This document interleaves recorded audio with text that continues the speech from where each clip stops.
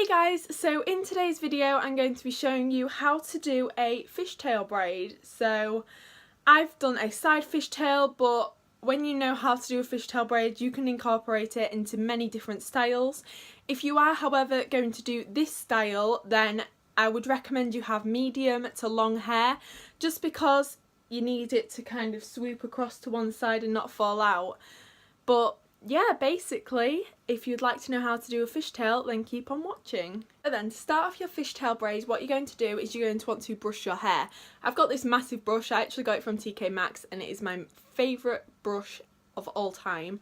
So, but you can grab any brush. I'm not saying you have to have this particular brush to brush your hair. All you're going to do is just brush your hair so it's pretty smooth. I'm going to grab my hair and pull it over to one side. The problem with these tops is they always go up. There we go.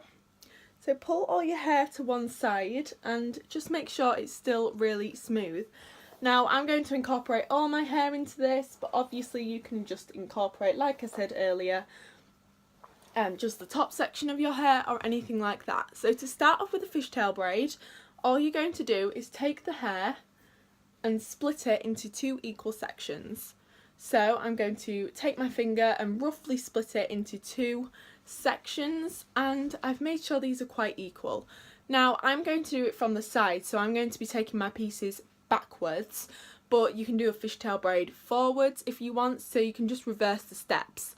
So as I'm doing it backwards, I'm going to take my first section of hair just from the side.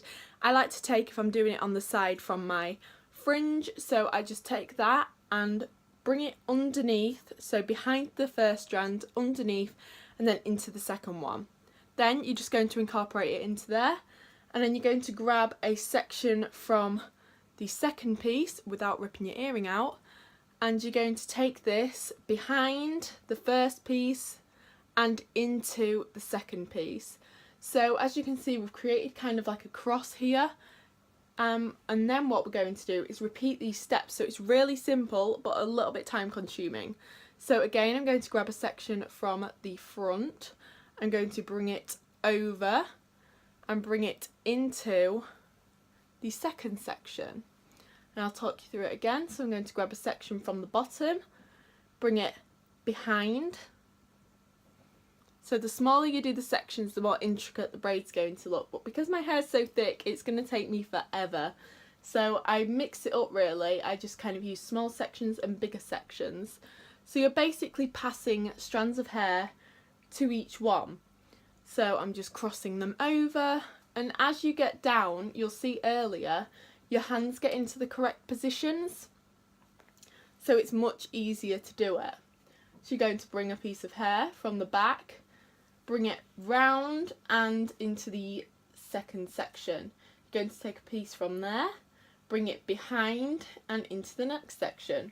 So you're just passing them from behind to one another. I hope that makes sense. If it doesn't, let me know in the comments. So all you're doing is just passing it from side to side.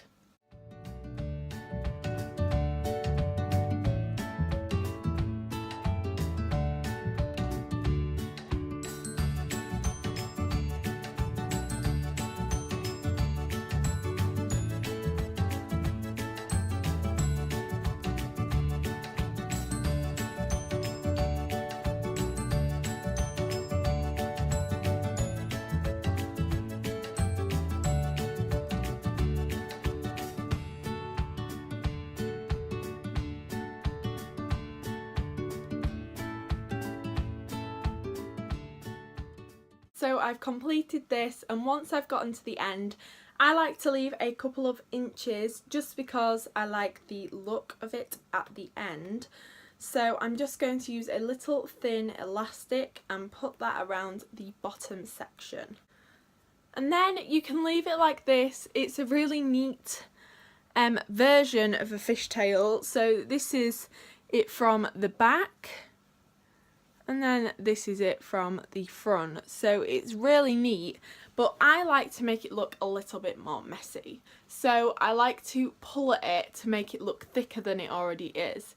So you just grab the sides and you pull them, sorry about that. So I'm just going to grab them and pull them, make it more like voluminous. You can also pull the top sections, which I like to do as well. So pull these parts, you can pull this down like here occasionally. Make them a bit more loose